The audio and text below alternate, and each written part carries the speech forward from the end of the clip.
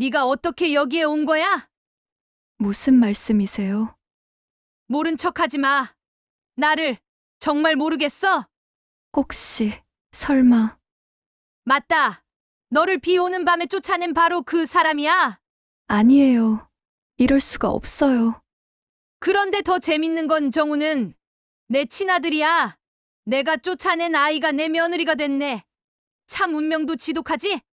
이제 어떻게 할 거니? 오늘 사연 시작하기 전에 무료 버튼인 구독과 좋아요 꼭 눌러주세요. 그러면 여러분들에게 복이 찾아올 거예요. 한적한 시골 마을, 가을비가 추적추적 내리던 그날 오후였습니다. 12살 소연은 방 한구석에 웅크리고 앉아 새엄마와 아버지의 대화를 엿듣고 있었죠. 벽 너머로 들려오는 목소리는 점점 날카로워졌습니다. 여보, 이제 정말 한계예요. 사업도 완전히 망했는데 저 애까지 어떻게 키워요? 새엄마의 목소리였습니다. 냉정하고 차가운 어조가 소연의 심장을 얼어붙게 만들었죠. 아버지는 한참 동안 말이 없었습니다. 소연은 가슴이 터질 것 같았어요. 아버지가 자신을 지켜주기를, 새엄마의 말에 반박해주기를 간절히 바랐거든요. 하지만 들려온 건 깊은 한숨뿐이었습니다. 소연은 이런 상황이 처음이 아니었습니다. 아버지가 새엄마와 재혼한 지 벌써 3년이 흘렀어요. 처음에는 정말 행복할 줄 알았습니다. 어머니가 돌아가신 후 적막했던 집에 다시 여자의 목소리가 들렸고 따뜻한 밤 냄새가 났거든요. 새엄마는 소연을 우리 딸이라고 부르며 예쁜 옷도 사주고 머리도 예쁘게 따아주었습니다. 하지만 변화는 서서히 찾아왔어요. 아버지의 사업이 기울기 시작한 무렵부터였습니다. 아버지는 작은 건설회사를 운영했는데 몇 번의 공사 실패와 수금 지연으로 인해 자금 사정이 악화되었죠. 그때부터 새엄마의 표정이 달라지기 시작했습니다. 그래도 내 딸인데. 아버지의 목소리는 힘없이 떨렸습니다. 딸이라고요? 전 저 딸이잖아요. 우리 살기도 팍팍한데 남의 자식까지 언제까지 떠안고 살 건가요? 새엄마의 목소리가 더욱 매섭게 변했어요. 소연은 몸을 더욱 작게 웅크렸습니다. 벽에서 들려오는 말 한마디 한마디가 가슴에 못을 박는 것 같았어요. 남의 자식이라는 말이 특히 아팠습니다. 소연은 새엄마를 진짜 엄마처럼 따르려고 노력했는데 결국 남남이었던 거죠. 저 애 때문에 생활비가 얼마나 더 드는지 알아요? 학용품비, 급식비, 옷값. 하나하나가 다 돈이에요. 우리 형편에 그런 여유 있나요? 새엄마의 목소리는 점점 날카로워졌습니다. 소연은 자신이 이 집에서 얼마나 큰 짐이었는지 깨달았어요. 지난 몇 달간 새엄마가 자신을 대하는 태도, 변화들이 이제야 이해됐습니다. 차가운 시선, 쌀쌀한 말투, 그리고 마치 소연이 이 집의 골칫거리인 양대하는 모습들 말이에요. 소연은 최근에 학교에서 있었던 일들을 떠올렸습니다. 친구들이 새 학용품을 자랑할 때 소연은 작년 것을 계속 사용해야 했어요. 급식비가 밀려서 선생님께 따로 불려가 창피를 당한 적도 있었죠. 그때마다 소연은 새엄마께 말씀드리기가 무서워서 그냥 참았습니다. 아버지는 여전히 대답하지 않았습니다. 소연은 아버지의 침묵이 더욱 무서웠어요. 그 침묵 속에는 이미 답이 정해져 있는 것 같았거든요. 아버지도 결국 새엄마 편이었던 거죠. 소연의 마지막 희망이 무너져 내렸습니다. 그의 친척 집에라도 보내면 되잖아요. 아니면 시설에라도. 새엄마의 말이 더욱 냉정해졌습니다. 시설은 너무하지 않나? 아버지가 작은 목소리로 중얼거렸어요. 그럼 어떻게 해요? 우리도 당장 살기 힘든데. 현실을 봐요, 여보. 소연은 눈물이 왈칵 쏟아졌습니다. 하지만 울음소리를 내지 않으려고 입을 꽉 막았어요. 들키면 안 됐거든요. 소연은 어머니의 유품인 낡은 목걸이를 꽉 움켜쥐었습니다. 어머니가 살아계실 때 소연아, 힘들어도 꿋꿋하게 살아야 해라고 하시던 말씀이 떠올랐어요. 그날 저녁 새엄마가 소연의 방문을 벌컥 열었습니다. 평소보다 더욱 차갑게 굳어진 얼굴로 소연을 내려다봤죠. 소연은 이미 무슨 말을 들을지 알고 있었지만 여전히 믿고 싶지 않았습니다. 소연아, 이제 네가 혼자 살 나이가 됐다. 소연의 어린 마음은 그 말의 의미를 정확히 알아차렸습니다. 12살이 혼자 살 나이라니 말도 안 되는 소리였지만 새엄마의 표정은 진지했어요. 무슨 말씀이세요? 소연의 목소리가 떨렸습니다. 너 같은 애 먹여 살릴 돈 없어. 짐 싸. 새엄마의 말은 칼처럼 차가웠습니다. 그 순간 소연의 세상이 무너져 내렸어요. 정말로 자신을 버리는 거였습니다. 아버지는 뭐라고 하셨어요? 소연이 마지막 희망을 붙잡듯 물었습니다. 아직도 아버지가 나서서 막아주기를 바랐거든요. 아버지도 동의하셨어. 이제 그만 철들어. 새엄마는 돌아서며 냉정하게 말을 끝냈습니다. 소연은 그 자리에서 무너져 앉았습니다. 아버지마저 자신을 포기한 거였어요. 세상에 자신의 편은 아무도 없었습니다. 12살 소연에게는 너무나 혹독한 현실이었죠. 그날 밤 비가 더욱 세차게 내렸습니다. 마치 하늘도 소연의 처지를 슬퍼하는 것 같았어요. 소연은 작은 가방 하나에 옷가지 몇 벌과 어머니의 유품인 낡은 목걸이, 그리고 용돈으로 모은 얼마 안 되는 돈을 챙겼습니다. 아버지는 끝내 얼굴을 보이지 않았어요. 현관문을 나서는 소연의 뒷모습을 본 건 새엄마뿐이었죠. 다시는 이 집 문턱도 밟지 마. 새엄마의 마지막 말이 소연의 등 뒤로 날아왔습니다. 우산도 없이 비를 맞으며 걸어가는 소연의 어깨는 작고 여렸습니다. 하지만 그 작은 몸 안에는 무언가가 단단히 굳어가고 있었어요. 찬 빗물이 뺨을 타고 흐르는지 눈물이 흐르는지 구분할 수 없었지만 소연의 하얀 눈동자 속에는 서늘한 결의가 맺히고 있었습니다. 소연은 어디로 가야 할지도 몰랐습니다. 친척이라고는 먼 곳에 사는 고모뿐이었는데 연락처도 모르는 상황이었어요. 그래도 일단 마을을 벗어나야 했습니다. 이곳에서는 더 이상 살 수 없었거든요.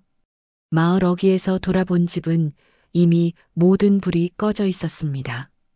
마치 소연이 처음부터 그 집에 존재하지 않았던 것처럼 말이에요. 소연은 주먹을 꽉 쥐었습니다. 가슴 속에서 무언가가 활활 타오르고 있었어요. 언젠가 반드시 내가 살아있음을 보여주겠다. 그 다짐은 어린 소연의 마음 깊숙이 새겨졌습니다. 그날 밤의 차가운 비와 함께 말이에요. 소연은 뒤도 돌아보지 않고 어둠 속으로 걸어갔습니다. 작은 발걸음 하나하나에 굳은 의지가 담겨 있었죠. 앞으로 어떤 일이 일어날지 알 수 없었지만 소연은 포기하지 않기로 했습니다. 어머니가 물려준 끈기와 아버지에게서 받은 지혜가 있었거든요. 비록 그들이 소연을 버렸을지라도 소연은 살아남을 거였습니다. 천둥 소리가 요란하게 울렸지만 소연의 발걸음은 멈추지 않았습니다. 그날 밤 비를 맞으며 걸었던 소연은 새벽녘이 되어서야 간신히 몸을 숨길 곳을 찾았습니다. 마을 외곽에 있는 낡은 버스 정류장이었어요. 지붕이 있어서 비는 피할 수 있었지만 차가운 바람은 막을 수 없었습니다. 소연은 젖은 옷을 입은 채로 벤치 위에서 떨며 밤을 보냈죠. 아침이 되자 소연은 현실을 직시해야 했습니다. 가방 속에 들어있던 돈은 고작 3만 원 남짓이었어요. 용돈으로 조금씩 모은 게 전부였거든요. 이 돈으로는 며칠도 버틸 수 없을 게 뻔했습니다. 소연은 일단 큰 도시로 나가기로 결심했어요. 시골에서는 혼자 사는 아이를 도와줄 사람도 없고 일할 곳도 찾기 어려웠거든요. 버스비를 아끼기 위해 소연은 화물차를 얻어 타고 도시 외곽까지 갔습니다. 친절한 아저씨 덕분에 무사히 도착할 수 있었어요. 하지만 도시의 모습은 소연이 상상했던 것과는 달랐습니다. 높은 빌딩들과 수많은 사람들 사이에서 소연은 더욱 작고 초라해 보였어요. 아가야, 혼자 뭐해? 지나가던 아주머니가 소연을 걱정스럽게 바라봤습니다. 괜찮아요. 소연은 고개를 숙이며 대답했어요. 누군가에게 자신의 처지를 털어놓고 싶었지만 믿을 수 있는 사람인지 알 수 없었거든요. 소연은 하루 종일 도시를 돌아다니며 자신이 할 수 있는 일을 찾아봤습니다. 하지만 12살 아이를 고용해 줄 곳은 어디에도 없었어요. 식당에서는 아직 어려서 안 되라고 했고, 가게에서는 부모님 동의서가 필요하다고 했습니다. 해가 질 무렵 소연은 지쳐서 공원 벤치에 앉았어요. 배고픔이 견딜 수 없을 정도였죠. 그때였습니다. 한 공장 앞을 지나가다가 숙소 제공, 일당 지급이라는 벽보를 봤어요. 소연은 용기를 내서 공장 사무실을 찾아갔습니다. 저, 일하고 싶어요. 소연이 떨리는 목소리로 말했습니다. 공장장은 소연을 위아래로 훑어보더니 한숨을 쉬었어요. 너 몇 살이냐? 15이요. 소연은 거짓말을 했습니다. 정말로 일자리가 필요했거든요. 학교는 그만뒀어요. 집안 사정이 안 좋아서요. 이 말만큼은 거짓이 아니었습니다. 공장장은 한참 고민하더니 결국 소연을 받아주기로 했어요. 조건이 까다로워도 괜찮지? 새벽 5시부터 저녁 8시까지 일해야 하고 임금은 적어. 그래도 숙소는 제공해 줄게. 소연은 고개를 끄덕였습니다. 어떤 조건이든 상관없었어요. 살 곳과 일할 곳이 생긴 것만으로도 감사했거든요. 공장 숙소는 정말 열악했습니다. 작은 방 하나에 2층 침대 2개가 놓여 있었고 4명이 함께 생활해야 했어요. 화장실과 세면장도 공동으로 사용해야 했죠. 하지만 소연에게는 천국 같았습니다. 적어도 비바람을 막을 수 있는 곳이었거든요. 첫날 밤 소연은 딱딱한 침대에 누워서 천장을 바라봤습니다. 이제 정말 혼자구나. 현실이 실감났어요. 하지만 무서우면서도 한편으론 후련했습니다. 더 이상 새엄마의 눈치를 볼 필요가 없었거든요. 공장 일은 생각보다 힘들었습니다. 소연의 작은 손으로 무거운 부품들을 나르고 하루 종일 서서 조립 작업을 해야 했어요. 처음 며칠은 손에 물집이 잡히고 발이 퉁퉁 부었습니다. 하지만 소연은 포기하지 않았어요. 매일 새벽마다 오늘도 하루 더 버텨보자고 다짐했거든요. 일을 시작한 지 한 달이 지났을 무렵 소연은 신문 배달 아르바이트도 시작했습니다. 공장 일만으로는 돈을 모으기 어려웠거든요. 새벽 4시에 일어나 신문을 배달하고 5시부터는 공장에서 일했어요.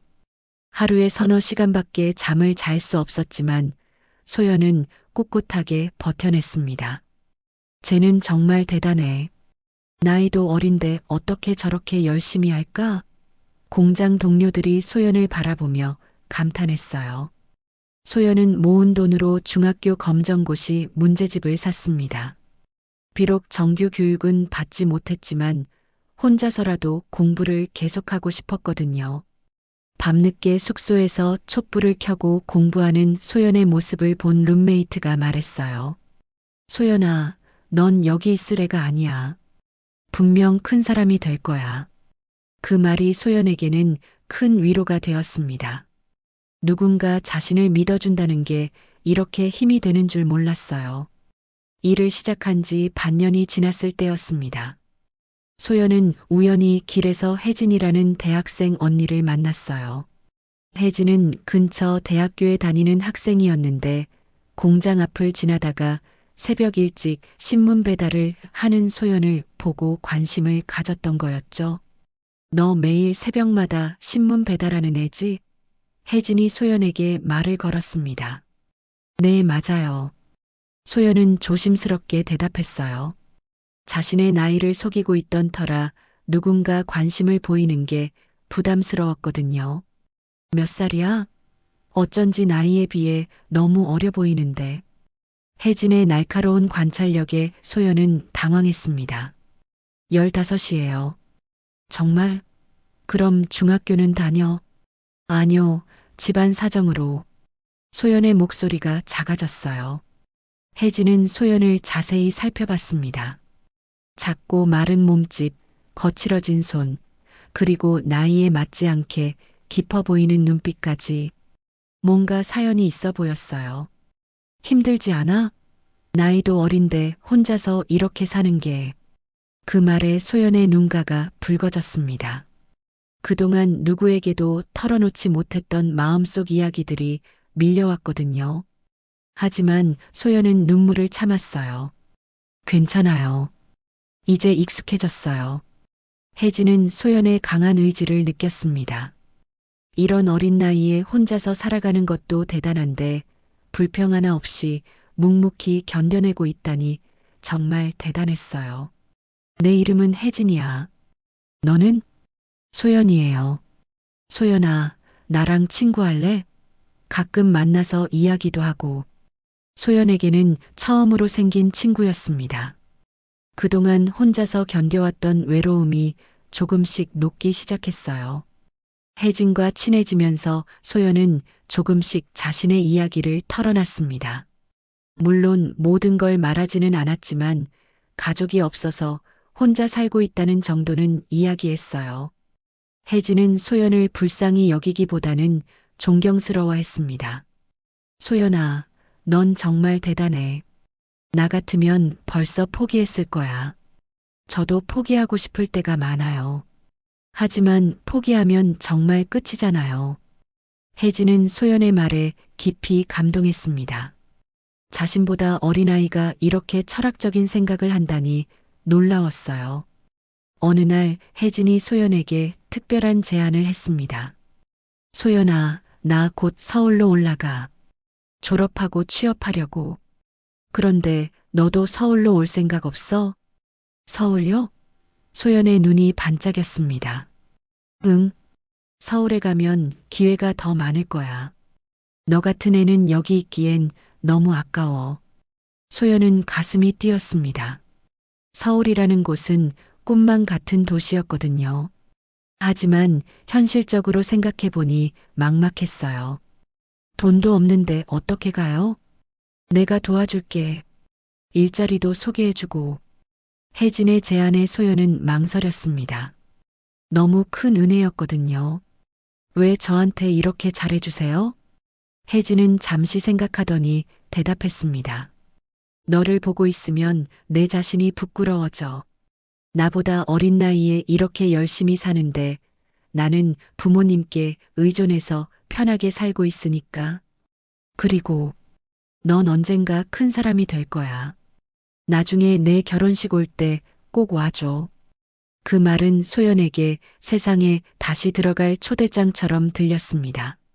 지금까지는 그저 하루하루 버티는 것만으로도 벅찼는데 이제는 미래에 대한 희망이 생긴 거예요.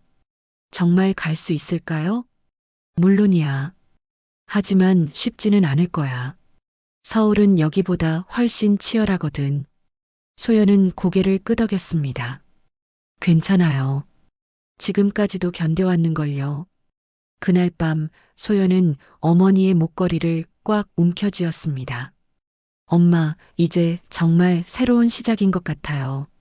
마음속으로 어머니께 인사를 드렸어요. 서울이라는 새로운 세계로 나아갈 용기가 생겼거든요. 서울에 도착한 소연은 그 규모에 압도당했습니다. 지방 도시와는 차원이 다른 높은 빌딩들과 끊임없이 흘러가는 사람들의 물결이 마치 거대한 바다 같았어요. 혜진이 소개해준 원룸은 비좁았지만 소연에게는 새로운 출발점이었습니다. 여기서 한 달 정도 지내면서 일자리 찾아봐.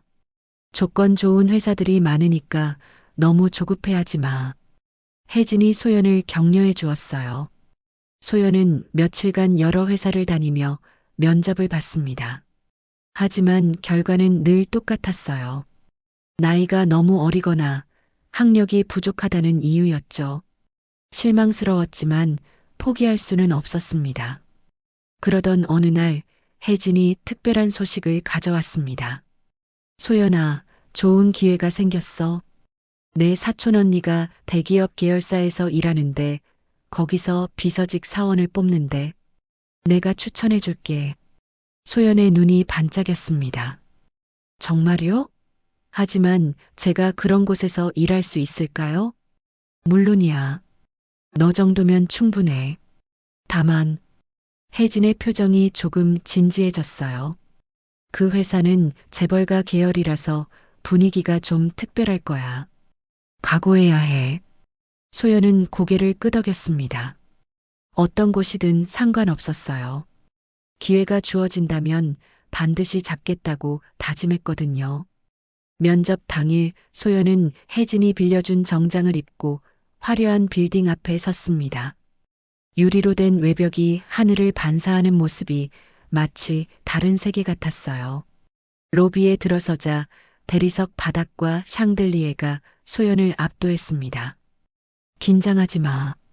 너 실력 보여주기만 하면 돼. 소연은 스스로에게 용기를 불어넣었어요. 면접관들은 소연의 이력서를 보며 의아한 표정을 지었습니다. 나이에 비해 경력이 특이하네요. 공장에서 일했다고 되어 있는데, 네, 가정사정으로 일찍 사회에 나왔습니다. 소연은 당당하게 대답했어요. 그럼 정규 교육은 받지 못했군요. 검정고시로 중학교 과정은 마쳤고 고등학교 과정도 준비 중입니다. 면접관들이 서로 눈빛을 주고받았습니다. 나이는 어리지만 뭔가 범상치 않은 분위기가 있었거든요. 마지막으로 왜 우리 회사에서 일하고 싶나요? 소연은 잠깐 망설였다가 진심을 담아 대답했습니다. 저는 지금까지 살아남기 위해 일했습니다. 하지만 이제는 성장하고 싶어요. 이 회사에서라면 제가 꿈꾸던 것들을 배울 수 있을 것 같습니다. 그 진정성이 통했는지 소연은 합격 통지를 받았습니다. 혜진의 추천도 있었지만 면접에서 보여준 소연만의 독특한 매력이 결정적이었어요. 첫 출근 날 소연은 새벽부터 준비했습니다. 거울 앞에서 몇 번이고 인사 연습을 하며 마음을 다졌어요. 회사에 도착하니 이미 많은 직원들이 분주하게 움직이고 있었습니다. 신입비서 소연 씨죠? 저는 김 과장입니다. 오늘부터 잘 부탁드려요. 소연의 직속 상관인 김 과장은 생각보다 친절했습니다. 하지만 곧 이 회사의 분위기가 만만치 않다는 걸 깨달았어요. 여기는 일반 회사와 달라요. 재벌가 사람들이 자주 드나들고 그분들의 기분 하나하나가 회사 전체 분위기를 좌우하죠. 항상 조심해야 해요. 김 과장의 설명을 들으며 소연은 긴장했습니다. 하지만 동시에 호기심도 생겼어요. 재벌가의 세계는 어떨까 궁금했거든요. 업무는 생각보다 복잡했습니다. 단순한 서류 정리뿐만 아니라 임원들의 일정 관리, 방문객 응대, 각종 회의 준비까지 해야 했어요. 하지만 소연은 금세 적응했습니다. 공장에서 단련된 집중력과 끈기가 도움이 됐거든요. 며칠이 지나자 소연은 회사의 복잡한 인간관계를 파악하기 시작했습니다. 표면적으로는 모든 게 매끄러워 보였지만 실제로는 각 부서 간, 임원들 간의 미묘한 경쟁과 견제가 있었어요. 소연 씨, 오늘 오후에 그룹 임원 회의가 있어요. 회의실 준비 좀 부탁드릴게요. 김 과장이 중요한 임무를 맡겼습니다. 소연은 완벽하게 준비하고 싶어서 평소보다 일찍 출근해서 회의실을 점검했어요. 테이블 위에 생수병 하나까지 정확한 위치에 놓았죠. 오후가 되자 한 명씩 임원들이 도착했습니다. 모두 값비싼 정장을 입고 품격 있는 모습이었지만 소연은 그들의 표정에서 미묘한 긴장감을 느꼈어요. 그때였습니다. 회의실 문이 열리며 한 남자가 들어왔어요. 키가 크고 매서운 인상의 그는 다른 임원들과는 확연히 다른 아우라를 풍겼습니다. 모든 시선이 그에게 집중됐죠. 안녕하세요, 전무님. 임원들이 일제히 인사했습니다. 소연은 그가 그룹의 장남 정우라는 걸 직감했어요. 소문으로만 듣던 인물을 실제로 보니 정말 범상치 않았습니다. 냉철해 보이는 외모 뒤에 뭔가 깊은 고독이 숨어 있는 것 같았어요. 회의가 시작되자 정우는 날카로운 질문들을 쏟아냈습니다. 임원들은 그의 눈치를 보며 조심스럽게 대답했죠. 소연은 회의록을 작성하면서 그의 말 하나하나를 주의 깊게 들었습니다. 3분기 실적이 목표에 못 미쳤는데 그 이유가 뭡니까? 정우의 목소리는 차갑고 날카로웠어요. 시장 상황이 좋지 않아서 한 임원이 변명하듯 말했습니다. 변명은 그만하고 해결책을 제시하세요. 정우가 단호하게 말을 끊었습니다. 소연은 그의 리더십에 감탄했습니다. 나이는 자신과 그리 차이 나지 않을 텐데 이렇게 당당하게 어른들을 다룰 수 있다니 대단했어요. 회의가 끝난 후 소연은 회의실을 정리하고 있었습니다. 다른 사람들은 모두 나갔는데 정우만 혼자 남아서 창밖을 바라보고 있었어요. 수고했습니다. 소연이 조심스럽게 인사했습니다. 정우가 돌아봤습니다. 처음 보는 직원이었어요. 신입이군요. 네, 비서직으로 들어온 소연입니다. 정우는 소연을 자세히 살펴봤습니다. 다른 직원들과는 뭔가 다른 분위기였어요. 눈빛이 또렷하고 의지가 강해 보였습니다. 나이가 어려 보이는데 어떻게 여기까지 왔죠? 소연은 잠깐 망설였습니다. 진실을 말해야 할까? 적당히 둘러대야 할까? 하지만 그의 눈빛이 진지해서 거짓말을 할 수 없었어요. 쉽지 않은 길이었습니다. 하지만 여기까지 올 수 있어서 감사합니다. 정우는 그 대답에서 뭔가를 느꼈습니다. 자신과 비슷한 외로움 같은 것 말이에요. 앞으로도 열심히 하세요. 네, 감사합니다. 그날 이후로 소연은 가끔 정우와 마주치게 됐습니다. 처음에는 단순한 인사 정도였지만 점차 짧은 대화를 나누게 됐어요. 정우는 소연의 성실함과 진정성에 점점 관심을 갖기 시작했습니다. 한편 소연은 회사 생활을 하면서 재벌가의 복잡한 세계를 목격했습니다. 임원들의 부인들이 회사에 올 때마다 벌어지는 신경전, 서로를 견제하는 은밀한 대화들, 그리고 겉으로는 우아하지만 속으로는 차갑기 그지없는 그들의 이중적인 모습들 말이에요. 저 사람들은 정말 다른 세상 사람들이야. 소연은 혼자 중얼거렸습니다. 하지만 그 세계에 점점 빠져들고 있는 자신을 발견했어요. 화려함과 권력이 주는 매력도 있었지만 무엇보다 정우와의 만남이 소연에게는 특별했습니다. 정우 역시 소연에게서 지금까지 만나보지 못한 순수함과 강인함을 발견했어요. 재벌가 사람들 특유의 계산적인 모습이 전혀 없었거든요. 어느 날 늦은 저녁 소연이 야근을 하고 있을 때 정우가 나타났습니다. 아직도 이래요? 네, 마무리하고 있습니다. 고생 많으세요. 커피라도 한 잔 할까요? 소연은 깜짝 놀랐습니다. 전무가 자신에게 커피를 제안하다니 상상도 못했거든요. 괜찮을까요? 물론이죠. 회사 근처 카페에서 마주 앉은 두 사람은 처음으로 진솔한 대화를 나눴습니다. 정우는 재벌가의 무거운 책임감에 대해, 소연은 자신의 꿈에 대해 이야기했어요. 그날 밤 소연은 뭔가 새로운 장이 시작되고 있음을 느꼈습니다. 위험할 수도 있지만 더 이상 되돌릴 수 없는 길로 접어들고 있었어요. 정우와의 첫 번째 커피 시간 이후 소연의 일상에는 미묘한 변화가 찾아왔습니다. 회사에서 정우를 마주칠 때마다 가슴이 두근거렸고 그의 말 한마디에 하루 종일 마음이 들떠있곤 했어요. 하지만 동시에 불안감도 커져갔습니다.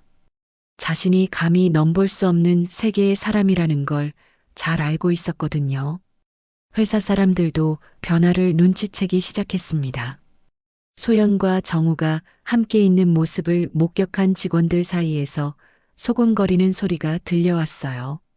저 신입이 전무님과 많이 가까워진 것 같던데? 설마 그런 건 아니겠지? 요즘 재벌가 도련님들 취향이 그런가 봐. 순수한 직원들한테 관심 보이는. 소연은 이런 시선들을 느끼면서도 어쩔 수 없이 정우에게 끌려갔습니다. 그는 겉으로는 차가워 보였지만 둘만 있을 때는 전혀 다른 모습을 보여줬거든요. 어린 시절 이야기를 하며 쓸쓸해하는 모습, 회사 일로 스트레스 받아 하는 모습들이 소연에게는 너무나 인간적으로 느껴졌어요. 소연 씨는 어떻게 이렇게 강할 수 있어요? 어느 날 저녁 정우가 물었습니다. 강하다뇨? 저는 그냥 버티고 있을 뿐이에요. 그게 강한 거 아닌가요? 저는 태어날 때부터 모든 게 주어져 있어서 진짜 어려움이 뭔지 모르겠어요. 소연은 정우의 고백에 놀랐습니다. 세상 모든 걸 가진 것처럼 보이는 그도 나름의 고민이 있었던 거예요. 두 사람의 관계가 깊어질수록 주변의 시선은 더욱 따가워졌습니다. 특히 다른 여직원들의 질투 어린 눈빛이 날카로웠어요. 제가 뭐라고 전무님이 저렇게 집안 배경도 없으면서 주제를 모르네. 하지만 가장 큰 문제는 회사 임원들과 그들의 부인들이었습니다. 소연과 정우의 관계를 눈여겨보던 그들은 점점 노골적으로 불쾌감을 드러내기 시작했어요. 김 과장, 그 신입 직원 관리 좀 제대로 하세요. 한 상무가 김 과장을 불러서 말했습니다. 무슨 말씀이신지. 전무님과 너무 가까워지는 것 같은데 선을 지킬 줄 알아야죠. 김 과장은 소연을 불러서 조심스럽게 이야기했어요. 소연 씨, 요즘 회사에서 소문이 돌고 있어요. 전무님과 너무 가까이 지내는 것 같다고. 저는 그냥 업무상 필요한 대화만 했을 뿐이에요. 그런 거 알아요. 하지만 여기는 일반 회사가 아니잖아요. 조금 더 조심하는 게 좋을 것 같아요. 소연은 마음이 복잡했습니다. 정우와의 시간이 너무 소중했지만 현실적으로 생각해보면 김 과장의 말이 맞았거든요. 그런데 정작 정우는 이런 시선들을 전혀 신경 쓰지 않는 것 같았습니다. 오히려 더욱 당당하게 소연에게 관심을 보였어요. 소연 씨, 이번 주말에 시간 있으세요? 네, 있습니다. 제 친구 전시회가 있는데 같이 가실래요? 소연은 망설였습니다. 주말에 만난다는 건 완전히 사적인 만남이었거든요. 괜찮을까요? 뭐가 문제 있나요? 그냥 친구로서 같이 가는 거죠. 하지만 그들의 만남은 더 이상 단순한 친구 사이가 아니었습니다. 전시회를 함께 보고 카페에서 이야기를 나누면서 두 사람 사이에는 특별한 감정이 싹트고 있었어요. 소연 씨와 있으면 편하네요. 다른 사람들과는 다르게. 저도 그래요. 정우 씨와 있으면 제가 누군지 잊게 돼요. 그날 밤 소연은 집에 돌아와서 거울을 보며 자신에게 물었습니다. 내가 지금 뭘 하고 있는 거지? 분명 위험한 길이었지만 이미 너무 깊이 빠져버린 것 같았어요. 월요일 아침 회사에 출근한 소연은 이상한 분위기를 감지했습니다. 사람들이 자신을 보며 수군거리고 있었거든요. 무슨 일이에요? 소연이 김 과장에게 물었습니다. 소연 씨, 혹시 주말에 전무님과 어디 다녀왔어요? 소연의 얼굴이 하얗게 질렸습니다. 누군가 봤나 보다는 생각이 들었거든요. 누가 그러는데요? 사진까지 찍혔다는 소문이 돌아요. 이제 정말 조심해야 할 것 같아요. 그때 혜진에게서 전화가 왔습니다. 소연아, 지금 당장 만나자. 중요한 얘기 있어. 혜진을 만난 소연은 그녀의 심각한 표정에 놀랐습니다. 소연아, 너 정말 모르는 거야? 뭐려? 정우 그 사람. 그 집안이 어떤 집안인지 모르니? 재벌가잖아요.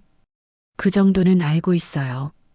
혜진은 깊은 한숨을 쉬었습니다. 소연아, 넌 모르는 거야. 이 집안은 사람을 집어삼켜. 특히 정우 어머니는.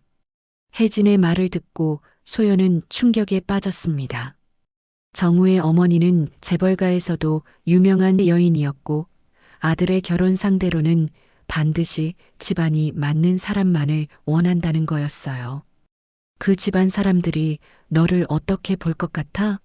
배경도 없고 집안도 모르는 여자를. 혜진의 말은 냉정했지만 현실이었습니다. 소연은 지금까지 너무 순진하게 생각했던 자신이 부끄러웠어요. 그럼 어떻게 해야 해요? 지금이라도 선을 그어야 해. 더 깊이 빠지기 전에. 하지만 말은 쉬웠지만 실행은 어려웠습니다. 이미 정우에 대한 감정이 깊어진 상태였거든요. 며칠 후 소연은 정우를 피하기 시작했습니다. 먼저 인사하지 않았고 대화도 업무상 필요한 것만 했어요. 정우는 소연의 변화를 금세 눈치챘습니다. 소연 씨, 무슨 일 있어요? 요즘 너무 차가운 것 같은데. 아니에요. 그냥 업무에 집중하려고요. 정말 그것뿐이에요? 소연은 대답하지 않았습니다. 대답하면 자신의 진심이 들킬 것 같았거든요. 정우는 소연의 태도에 상처받았습니다. 지금까지 이런 대우를 받아본 적이 없었거든요. 하지만 동시에 더욱 소연에게 끌렸어요. 다른 사람들과는 확실히 달랐거든요. 어느 날 밤 정우가 소연을 붙잡고 말했습니다. 도대체 무슨 일인지 말해주세요. 제가 뭔가 잘못했나요? 아니에요. 정우 씨는 잘못한 게 없어요. 그럼 왜 이러는 거예요? 소연은 눈물이 났습니다. 정말 말하고 싶었지만 말할 수 없었어요. 우리는 너무 다른 사람이에요. 그게 무슨 상관이에요? 상관 있어요. 정우 씨는 모르실 거예요. 제가 어떤 사람인지, 어떤 배경에서 왔는지. 정우는 소연을 바라봤습니다. 그녀의 눈에는 깊은 상처와 두려움이 있었어요. 소연 씨, 저에게는 그런 게 중요하지 않아요. 하지만 다른 사람들에게는 중요해요. 특히 정우 씨 가족들에게는. 그때 정우는 깨달았습니다. 소연이 무엇을 두려워하는지 말이에요. 집안 사람들 때문인가요? 소연은 고개를 끄덕였습니다. 정우의 표정이 단단해졌습니다. 그런 건 제가 해결할 문제예요. 안 돼요. 정우 씨도 힘들어질 거예요. 그건 제가 감수할 일이에요. 그날 밤 정우는 결심했습니다. 소연을 포기할 수 없다고. 그리고 그 어떤 반대에도 굴복하지 않겠다고 말이에요. 한편 소연은 집에 돌아와서 혼자 울었습니다. 정우의 진심을 알 수 있었지만 현실은 냉혹했거든요. 하지만 그녀의 마음 한구석에서는 작은 희망의 불씨가 꺼지지 않고 있었어요. 정우의 결심은 흔들리지 않았습니다. 그는 소연과의 관계를 공식화하기로 마음먹었어요. 주변의 반대와 시선 따위는 상관없었습니다. 소연이야말로 자신이 찾던 진정한 사람이라고 확신했거든요. 소연 씨, 저와 결혼해 주세요. 어느 날 저녁 정우가 갑작스럽게 프로포즈했습니다. 소연은 너무 놀라서 말을 잇지 못했어요. 정우 씨, 갑자기 무슨... 갑작스럽지 않아요. 저는 진심이에요. 소연 씨가 아니면 안 되겠어요. 소연의 마음은 복잡했습니다. 기쁘면서도 두려웠어요. 정우의 진심은 의심할 여지가 없었지만 앞으로 감당해야 할 현실이 너무 무거웠거든요. 시간을 주세요. 생각할 시간이 필요해요. 정우는 소연의 답변을 기다리기로 했습니다. 하지만 그는 이미 가족들에게 자신의 의중을 밝혔어요. 어머니, 저 결혼하려고 합니다. 정우의 어머니는 찻잔을 든 손을 멈췄습니다. 누구와? 회사에서 만난 사람이에요. 정말 좋은 사람입니다. 집안이 어떻게 되는 애인가? 정우는 잠시 망설였습니다. 소연의 정확한 배경을 모르는 상태였거든요. 그런 건 중요하지 않아요. 사람 자체가 훌륭해요. 정우의 어머니 표정이 싸늘해졌습니다. 정우야, 네가 누구인지 잊었니? 우리 집안의 며느리가 되려면 그만한 자격이 있어야 해. 자격이요? 사람됨보다 더 중요한 자격이 있나요? 현실을 봐라. 네가 사랑한다고 해서 모든 게 해결되는 게 아니야. 정우는 어머니와 대화가 평행선을 달리는 걸 깨달았습니다. 하지만 포기할 생각은 없었어요. 한편 소연은 혜진과 만나서 고민을 털어놨습니다. 혜진 언니, 정우 씨가 결혼하자고 했어요. 혜진의 얼굴이 하얗게 변했습니다. 정말? 소연아, 이건 정말 심각한 문제야. 저도 알아요. 하지만 거절하기가. 소연아, 냉정하게 생각해봐. 그 집안 사람들이 널 받아들일 것 같아? 혜진의 말은 현실적이었습니다. 하지만 소연은 정우의 진심을 알고 있었기에 쉽게 포기할 수 없었어요. 한번 만나볼까? 정우 씨 어머니를. 미쳤어? 절대 안 돼. 그분을 함부로 만나면 큰일 나. 하지만 소연의 마음은 이미 정해져 있었습니다. 정우와의 미래를 위해서라면 어떤 어려움도 감수하겠다고 말이에요. 며칠 후 정우가 소연에게 특별한 소식을 전했습니다. 소연 씨, 저희 어머니가 만나고 싶어 하세요. 소연의 심장이 빠르게 뛰었습니다. 정말요? 네, 내일 저녁에 집에 오시라고 하시네요. 소연은 떨렸지만 기뻤습니다. 드디어 정우의 가족들에게 인정받을 기회가 온 거라고 생각했거든요. 그날 밤 소연은 잠을 이루지 못했습니다. 어떤 옷을 입고 가야 할지, 어떻게 인사해야 할지 수백 번을 생각했어요. 정우의 어머니에게 좋은 인상을 남기고 싶었거든요. 다음 날 저녁 소연은 정우와 함께 그의 집으로 향했습니다. 집이라기보다는 저택이었어요. 높은 담장과 넓은 정원, 그리고 웅장한 건물이 소연을 압도했습니다. 긴장하지 마세요. 어머니는 좋은 분이에요. 정우가 소연을 격려해줬지만 소연의 불안은 쉽게 가라앉지 않았어요. 거실에 들어서자 우아한 중년 여성이 소파에 앉아 있었습니다. 정우의 어머니였어요. 그녀는 소연을 천천히 훑어봤습니다. 안녕하세요. 소연입니다. 소연이 깍듯하게 인사했어요. 앉아요. 차가운 목소리였습니다. 정우의 어머니는 소연을 자세히 관찰했습니다. 외모도 말투도 행동거지도 모든 걸 점검하는 것 같았어요. 집안이 어떻게 되나요? 부모님은 일찍 돌아가셨습니다. 그럼 혼자 사는 건가요? 네, 그렇습니다. 질문은 계속됐습니다. 학력, 경력, 가족관계까지 모든 걸 캐물었어요. 소연은 최대한 정직하게 대답했습니다. 정우와는 언제부터 알았나요? 회사에서 만났습니다. 아, 그래요. 회사에서. 그때 정우의 어머니 표정이 이상하게 변했습니다. 뭔가 알아챈 것 같았어요. 혹시 성이 뭐라고 했죠?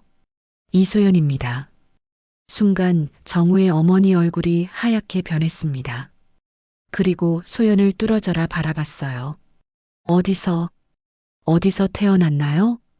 경상도 작은 마을에서요. 정우의 어머니는 벌떡 일어났습니다. 손이 떨리고 있었어요. 정우야, 잠깐 나와봐. 정우는 당황했지만 어머니를 따라 나갔습니다.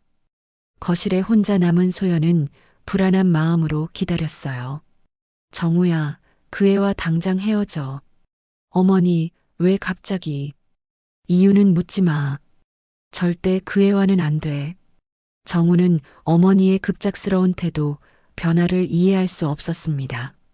잠시 후 정우의 어머니가 거실로 돌아왔습니다. 그녀의 얼굴에는 복잡한 감정이 어려 있었어요.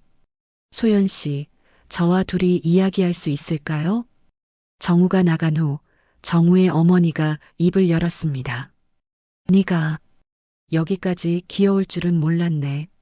소연은 그 말에 충격을 받았습니다. 기어올라라는 표현에 뭔가 악의가 느껴졌거든요.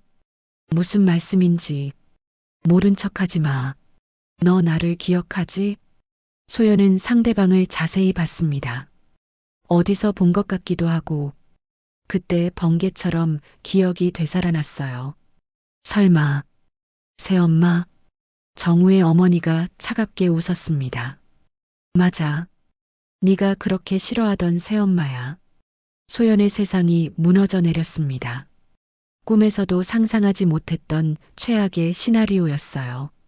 그럼 정우 씨는 내 아들이야. 내 아버지의 아들이 아니라 내 진짜 아들. 소연은 머리가 하얗게 변하는 느낌이었습니다. 자신이 사랑한 사람이 새엄마의 친아들이라니. 어떻게 이런 일이. 인생 참 아이러니하지. 내가 쫓아낸 애가 내 아들과 사랑에 빠지다니. 새엄마의 목소리는 얼음장처럼 차가웠습니다. 소연아, 너 진짜 대단하다. 여기까지 올라오다니. 하지만 이제 끝이야. 소연은 온몸이 떨렸습니다. 어린 시절의 트라우마가 되살아나면서 숨이 막혔어요. 제발, 정우 씨만은. 정우는 내 아들이야. 네가 건드릴 사람이 아니지. 그때 정우가 들어왔습니다. 소연의 창백한 얼굴을 보고 놀랐어요. 무슨 일이에요? 새엄마가 정우를 보며 말했습니다. 정우야, 이 애는 우리 가족이었어. 내 새여동생이었지. 정우는 충격에 빠졌습니다. 무슨 말씀이세요? 재혼했을 때 데려온 전처 딸이야. 그런데 집안 사정이 어려워져서 보낸 거지. 진실이 밝혀지자 모든 게 끝났습니다. 정우는 소연을 바라봤지만 소연은 눈을 마주치지 못했어요. 소연 씨, 정말인가요? 소연은 고개를 끄덕였습니다. 더 이상 숨길 수 없었거든요. 그날 밤 소연은 집에 돌아와서 엉엉 울었습니다. 운명의 잔인한 장난이었어요. 사랑하는 사람이 자신을 버린 가족의 아들이라니. 한편 정우도 충격에서 벗어나지 못했습니다. 소연에 대한 감정은 변하지 않았지만 이런 복잡한 상황을 어떻게 해결해야 할지 막막했어요. 새엄마는 혼자 거실에 남아서 차가운 미소를 지었습니다. 이제 끝났네. 하지만 이것은 진짜 끝이 아니라 새로운 시작의 신호탄이었습니다. 소연의 마음속에서는 어린 시절의 상처와 분노가 다시 꿈틀거리기 시작했거든요. 그날 밤 소연은 잠을 이루지 못했습니다. 천장을 바라보며 지난 모든 일들이 주마등처럼 스쳐 지나갔어요. 비 오는 날 쫓겨났던 어린 시절, 공장에서 홀로 버텨낸 시간들, 그리고 정우를 만나 처음으로 느꼈던 사랑까지. 모든 게 운명의 잔인한 농간이었던 걸까요? 새벽이 되자 소연은 회사에 나가지 않기로 결심했습니다. 정우를 마주볼 자신이 없었거든요. 대신 한강공원을 걸으며 복잡한 마음을 정리하려 했어요. 소연 씨, 뒤에서 들려온 목소리에 소연은 깜짝 놀랐습니다. 정우였어요. 그는 회사에서 소연이 나오지 않자 온 곳곳을 찾아다녔던 거였습니다. 어떻게 여기를? 당신이 올 것 같았어요. 예전에 힘들 때면 강물을 보러 온다고 했잖아요. 소연은 정우가 자신의 말을 기억하고 있다는 사실에 가슴이 아팠습니다. 정우 씨, 저희는 이제 만나면 안 되죠. 왜요? 어제 알게 된 사실 때문인가요? 소연은 고개를 끄덕였습니다. 우리는 남남이 아니었어요. 가족이었고 그것도 가장 복잡한 관계로. 정우는 소연의 손을 잡았습니다. 소연 씨, 그게 뭐가 중요해요? 우리가 서로를 사랑한다는 사실은 변하지 않잖아요. 중요해요. 정우 씨는 모르실 거예요. 저를 쫓아낸 그 여자가 정우 씨 어머니라는 게 얼마나 충격인지. 소연의 목소리가 떨렸습니다. 어린 시절의 상처가 다시 도져왔거든요. 소연 씨, 제가 몰랐어요. 어머니가 그런 일을 하셨다는 걸. 정말 죄송해요. 죄송하다고 해결될 일이 아니에요. 저는 그 집에서 쫓겨난 아이예요. 사랑받지 못한 아이였고요. 정우는 소연의 아픔을 이해하려 애썼습니다. 하지만 태어날 때부터 모든 사랑을 받으며 자란 그에게는 쉽게 와닿지 않는 일이었어요. 그럼 더욱 제가 지켜줘야 하는 거 아닌가요? 당신이 받지 못한 사랑을 제가 드릴게요. 소연은 정우의 진심을 알 수 있었습니다. 하지만 현실은 그렇게 간단하지 않았어요. 정우 씨, 현실을 봐요. 어머니가 절대 우리를 용납하지 않으실 거예요. 그럼 어머니를 설득하면 되죠. 설득요? 소연이 쓴웃음을 지었습니다.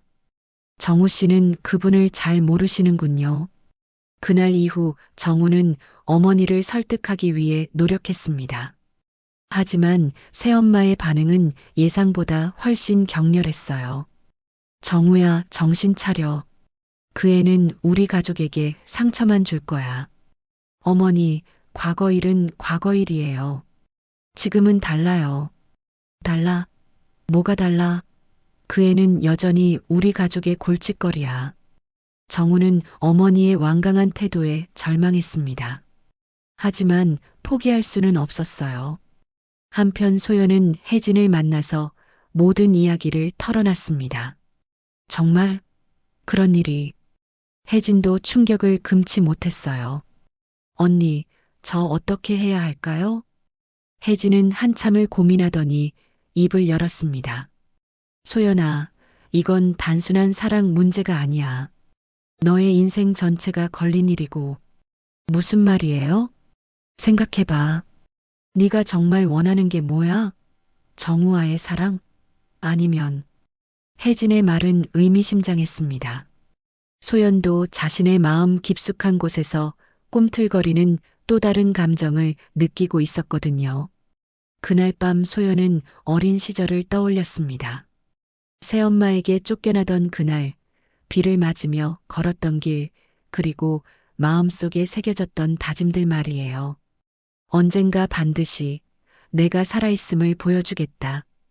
그때의 다짐이 이제야 무엇을 의미하는지 깨달았습니다. 단순히 잘 사는 것이 아니라 자신을 버린 사람들에게 자신의 존재 가치를 증명하는 것이었어요. 며칠 후 소연은 중요한 결심을 했습니다. 정우를 만나기로 한 거예요. 소연 씨, 이렇게 연락해 주셔서 감사해요. 정우 씨, 저 결혼해요. 정우의 얼굴이 환하게 밝아졌습니다. 정말요? 정말 저와 결혼해 주실 거예요? 네, 하지만 조건이 있어요. 뭐든지 들어드릴게요. 소연은 깊게 숨을 들이쉬었습니다. 정식으로 혼인신고를 하고 어머니께 정중하게 인사드릴게요. 며느리로서 말이에요. 정우는 소연의 의지에서 뭔가 달라진 것을 감지했습니다. 예전의 조심스럽고 소극적인 모습이 아니었어요. 어머니가 반대하시면 설득하셔야죠. 정우 씨가 저를 선택한 거니까요. 소연의 목소리에는 확고한 결의가 담겨 있었습니다. 결혼 준비가 시작됐습니다. 하지만 새엄마의 반대는 더욱 거셌어요. 그녀는 모든 수단을 동원해서 이 결혼을 막으려 했습니다. 정우야, 마지막으로 말한다. 그 애와 결혼하면 너는 내 아들이 아니야. 어머니, 왜 그렇게까지 하세요? 너는 몰라. 그 애가 어떤 애인지. 새엄마는 과거의 일들을 들춰내며 소연을 비방했습니다. 하지만 정우의 마음은 변하지 않았어요. 결혼식 전날 소연은 혼자 있을 시간이 필요했습니다. 한강 다리 위에서 서울의 야경을 바라보며 자신에게 물었어요. 나는 정말 정우를 사랑하는 걸까? 아니면 마음 깊숙한 곳에서 올라오는 감정들을 정면으로 바라봤습니다. 정우에 대한 사랑은 진심이었어요. 하지만 그와 동시에 새엄마에 대한 복수심도 있었다는 걸 부인할 수 없었습니다. 나는 그저 상처받은 아이일 뿐인가? 아니면 내 삶을 주도할 어른인가? 소연은 자신에게 솔직해지기로 했습니다. 정우와의 결혼에는 분명 복잡한 감정들이 얽혀 있었어요.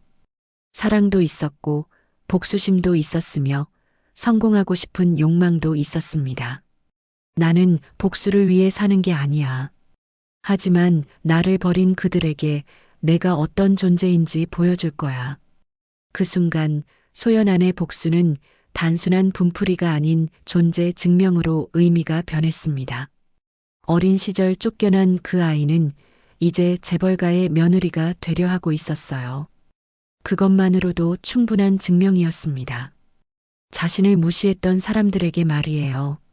소연은 어머니의 목걸이를 꽉 움켜쥐었습니다. 엄마, 이제 정말 시작이에요. 딸이 어떻게 살아가는지 지켜봐 주세요. 다음 날이면 결혼식이었습니다. 소연의 인생에서 가장 중요한 날이 될 거였어요. 사랑으로 시작된 일이 어떤 결말을 맞게 될지는 아무도 모르는 일이었습니다. 하지만 분명한 건 하나 있었어요. 소연은 이제 더 이상 쫓겨나는 아이가 아니라는 것. 자신의 삶을 스스로 결정하는 어른이 되었다는 것 말이에요. 한강의 찬 바람이 소연의 머리카락을 휘날렸지만 그녀의 결심은 더욱 단단해졌습니다. 내일이면 새로운 인생이 시작될 거였어요. 결혼식은 화려했지만 차가웠습니다. 새엄마는 끝까지 불참을 고집하다가 체면상 어쩔 수 없이 참석했지만 얼굴에는 불쾌감이 역력했어요. 하지만 소연은 개의치 않았습니다. 이제 자신도 이 가문의 일원이 되었거든요. 신혼생활 초기에는 정우와 소연 모두 행복했습니다. 하지만 새엄마의 견제는 날로 심해졌어요. 가족 모임에서 소연을 노골적으로 배제하거나 중요한 결정에서 의견을 묻지 않는 일이 잦았습니다. 소연아, 참지만 말고 맞서 싸워야 해. 혜진이 조언했어요. 어떻게요? 상대가 시어머니인데 너는 이제 이 집 며느리야. 당당할 권리가 있어. 소연은 혜진의 말에 깊이 공감했습니다. 더 이상 위축되어 살고 싶지 않았어요. 결혼한 지 6개월이 지났을 때 소연은 우연히 중요한 사실을 발견했습니다. 정우가 늦은 밤 서재에서 심각한 표정으로 서류를 검토하고 있었거든요. 여보, 무슨 일이에요? 아, 소연아. 회사 일 좀 복잡해져서. 소연은 정우의 표정에서 평상시와 다른 무언가를 감지했습니다. 혹시 제가 도울 일은 없을까요? 저도 회사 일은 좀 아는데. 정우는 잠시 망설였습니다. 그러다가 소연에게 솔직하게 이야기하기로 했어요. 사실 회사 내부에 문제가 있는 것 같아. 장부상 맞지 않는 부분들이 있거든. 소연의 눈이 번뜩였습니다. 어떤 문제인데요? 비자금 조성 의혹이 있어. 그런데 이상한 건 모든 결제 라인이 어머니 쪽으로 연결되어 있다는 거야. 그 순간 소연은 직감했습니다. 이것이 바로 자신이 기다렸던 기회라는 것을 말이에요. 정우 씨, 저도 함께 조사해 볼까요? 전에 회계 관련 업무를 했던 경험이 있거든요. 정우는 소연의 제안을 받아들였습니다. 두 사람은 함께 회사에 숨겨진 비밀들을 파헤치기 시작했어요. 조사가 진행될수록 놀라운 사실들이 드러났습니다. 새엄마는 지난 10년간 회사 자금을 빼돌려 개인 명의로 부동산을 구입했고 허위 계약서를 통해 수십억 원의 돈을 횡령했던 거였어요. 이걸 어떻게 해야 하지? 정우는 고민에 빠졌습니다. 아무리 잘못된 일이라도 자신의 어머니였거든요. 하지만 소연의 마음은 이미 정해져 있었습니다. 정우 씨, 이건 명백한 범죄예요. 묵과할 수 없어요. 하지만 어머니인데, 어머니라고 해서 법 위에 있는 건 아니잖아요. 소연의 목소리는 단호했습니다. 어린 시절 자신을 버린 그 여자가 이제는 법까지 어기며 살아왔다니 용서할 수 없었어요. 며칠 후 소연은 혼자서 추가 조사를 진행했습니다. 회사 내부 자료를 면밀히 검토한 결과 새엄마의 비리는 생각보다 훨씬 체계적이고 광범위했어요. 이제 끝이야. 소연은 마음속으로 중얼거렸습니다. 소연은 모든 증거를 정리해서 정우에게 보여줬습니다. 여보, 이건 정말 심각한 수준이네. 네, 이 정도면 검찰 수사 대상이에요. 정우는 깊은 고민에 빠졌습니다. 어머니를 고발한다는 것은 가족을 배신하는 일이기도 했거든요. 소연아, 한 번 더 생각해보자. 다른 방법은 없을까? 하지만 소연은 물러설 생각이 없었습니다. 정우 씨, 이건 우리 둘만의 문제가 아니에요.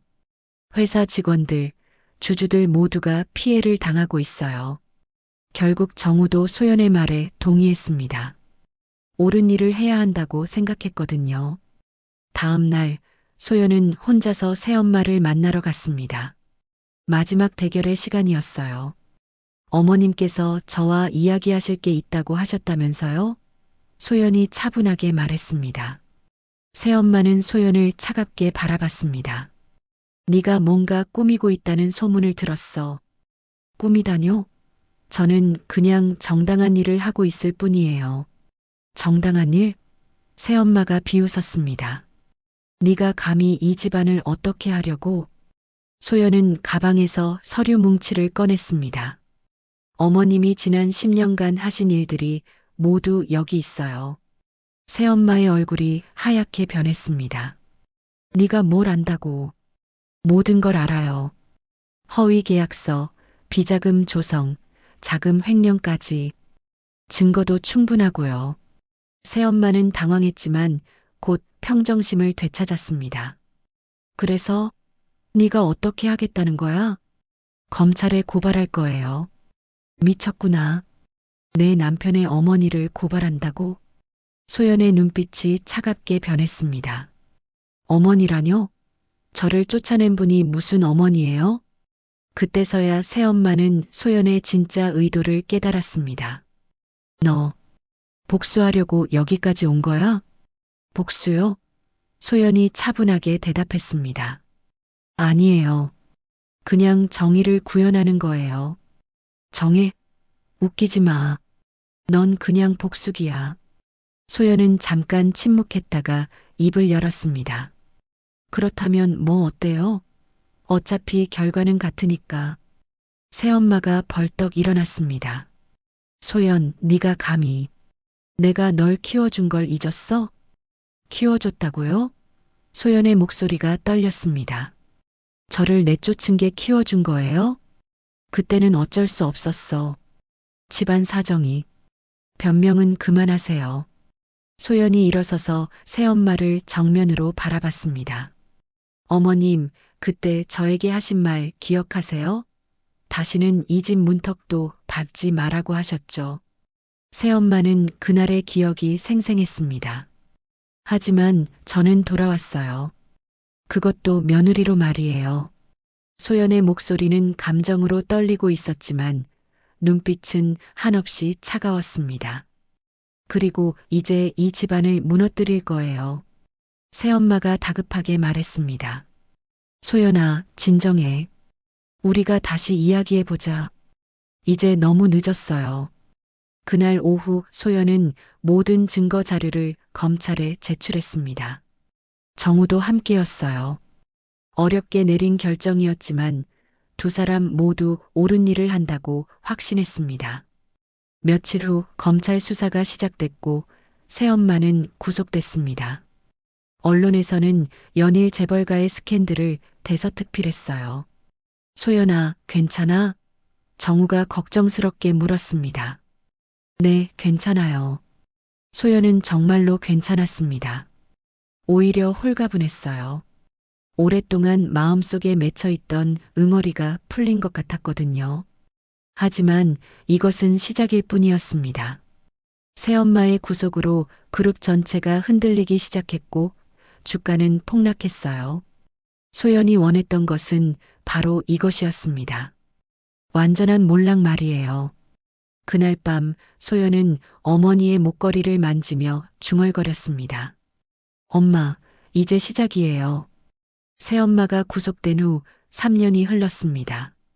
그동안 많은 것이 바뀌었어요. 그룹은 거의 해체 수준까지 몰락했고 화려했던 재벌가의 위세는 완전히 꺾여버렸습니다. 하지만 소연과 정우는 오히려 더욱 가까워졌어요. 여보, 후회하지 않아요? 어느 날 저녁 소연이 조심스럽게 물었습니다. 정우는 소연을 바라보며 미소 지었어요. 후회할 이유가 있나요? 우리가 옳은 일을 한 거잖아요. 하지만 가문도 재산도 모든 걸 잃었잖아요. 대신 진짜 가족을 얻었어요. 정우의 말에 소연은 뭉클했습니다. 정말로 그랬어요. 겉으로만 화려했던 가문의 허상이 무너지고 나니 오히려 진실한 관계들이 보이기 시작했거든요. 소연은 이제 더 이상 복수에만 매달리지 않았습니다. 시간이 흐르면서 마음속 복수의 불씨는 자연스럽게 꺼져갔어요. 새엄마를 향한 분노도 이제는 그저 슬픈 기억일 뿐이었습니다. 정우 씨, 우리 뭔가 의미 있는 일을 해볼까요? 어떤 일요? 제가 어릴 때 받았던 상처를 다른 아이들은 받지 않았으면 해요. 소연의 제안에 정우는 깊이 공감했습니다. 두 사람은 함께 사회환원 사업을 시작하기로 결심했어요. 남은 재산을 정리해서 고아원과 쉼터를 지원하기 시작했습니다. 특히 가정 해체로 상처받은 아이들을 위한 프로그램을 만들었죠. 소연은 직접 아이들을 만나며 상담하고 정우는 재정적 지원과 운영을 맡았어요. 첫 번째로 찾아간 곳은 서울 외곽의 한 고아원이었습니다. 낡은 건물과 부족한 시설이 어린 시절 자신의 모습과 겹쳐 보였어요. 안녕하세요, 아이들아. 소연이 따뜻하게 인사했습니다. 아이들은 처음에는 경계심을 보였지만 소연의 진심 어린 마음을 느끼고 점차 마음을 열기 시작했어요. 이모, 우리 부모님은 언제 와요? 8살쯤 되어 보이는 아이가 물었습니다. 소연의 가슴이 아팠습니다. 자신도 한때는 그런 질문을 했었거든요. 부모님이 올 수도 있고 안 올 수도 있어. 하지만 중요한 건 너희가 혼자가 아니라는 거야. 정말요? 응, 이모가 계속 와서 너희를 지켜줄 거야. 아이들의 눈에서 희미한 희망의 빛이 보였습니다. 소연과 정우의 활동은 점점 확대되었어요. 고아원 개선뿐만 아니라 한부모 가정 지원, 학업 중단 청소년 돕기까지 다양한 분야로 뻗어나갔습니다. 어느 날 소연은 특별한 만남을 가졌어요. 교도소에 면회를 간 거였습니다. 왜 왔어? 새엄마가 차갑게 물었습니다. 3년이라는 시간이 그녀를 많이 변화시켰어요. 예전의 당당함은 온데간데없고 초라한 모습이었습니다. 그냥 안부 인사드리러 왔어요. 안부? 새엄마가 비웃었습니다. 네가 나를 이렇게 만들어 놓고? 소연은 잠시 침묵했습니다. 예전 같으면 화를 냈겠지만 이제는 그럴 힘도 없었어요. 어머님, 저 용서해요. 새엄마는 그 말에 놀랐습니다. 뭐라고? 용서한다고 했어요. 어머님도 저 자신도. 갑자기 왜? 소연은 차분하게 대답했습니다. 복수해도 마음이 편해지지 않더라고요. 오히려 더 아팠어요. 새엄마는 소연을 바라봤습니다. 예전의 원망스런 눈빛이 아니라 평온한 표정이었어요. 네가 나를 용서한다고? 네, 그리고 저도 어머님께 사과드려요. 너무 잔혹하게 복수했던 것 같아서. 새엄마의 눈에서 눈물이 흘러내렸습니다. 소연아, 미안하다. 정말 미안해. 그날의 만남 이후로 소연의 마음은 완전히 평화로워졌습니다. 용서는 상대방을 위한 것이 아니라 자신을 위한 것이라는 걸 깨달았거든요. 시간이 더 흘러 소연과 정우는 아이를 갖게 됐습니다. 임신 소식을 들은 순간 소연은 새로운 다짐을 했어요. 이 아이만큼은 절대 상처받게 하지 않을 거야. 당연하죠. 우리가 받지 못한 사랑을 모두 줄 거예요. 정우도 같은 마음이었어요. 딸이 태어난 날 소연은 아이를 품에 안고 눈물을 흘렸습니다.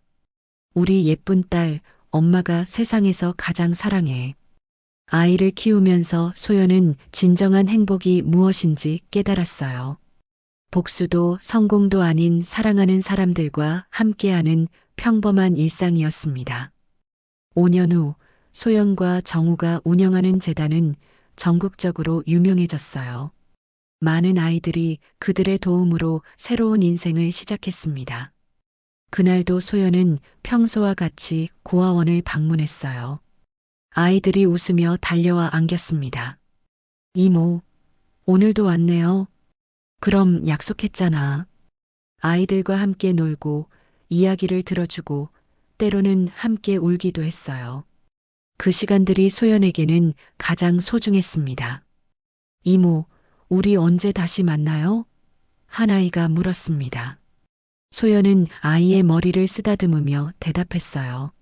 언제든지 보고 싶으면 연락해. 이모는 항상 여기 있을 거야. 정말요? 그래, 이제는 지켜줄 차례니까. 그 말을 하면서 소연은 어린 시절의 자신을 떠올렸습니다. 그때 누군가 이런 말을 해줬다면 얼마나 힘이 됐을까 싶었어요.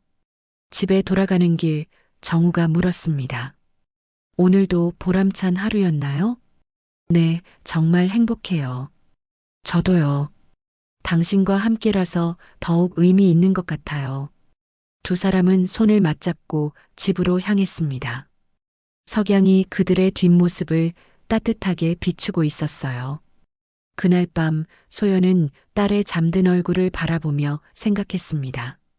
자신의 인생은 복수로 시작되었지만 사랑으로 완성되었다고. 상처받은 과거는 이제 다른 사람들을 도우는 힘이 되었어요. 어머니의 낡은 목걸이를 꺼내서 딸의 목에 걸어주었습니다. 우리 딸 할머니의 사랑도 함께 받아. 소연은 이제 완전히 과거와 화해했습니다. 새엄마에 대한 원망도 자신에 대한 연민도 모두 내려놓았어요. 대신 앞으로 만나게 될 더 많은 아이들을 위해 살아가기로 결심했습니다. 밖에서는 따뜻한 봄바람이 불고 있었어요. 새로운 계절이 시작되는 것처럼 소연의 인생에도 진정한 봄이 찾아온 거였습니다. 복수가 아닌 용서로, 증오가 아닌 사랑으로 가득 찬 새로운 시작이었어요. 더 많은 이야기로 다시 찾아올게요. 구독과 좋아요는 무료이며 큰 힘이 됩니다. 댓글 무료인 거 아시죠? 댓글로 여러분의 많은 의견 들려주세요.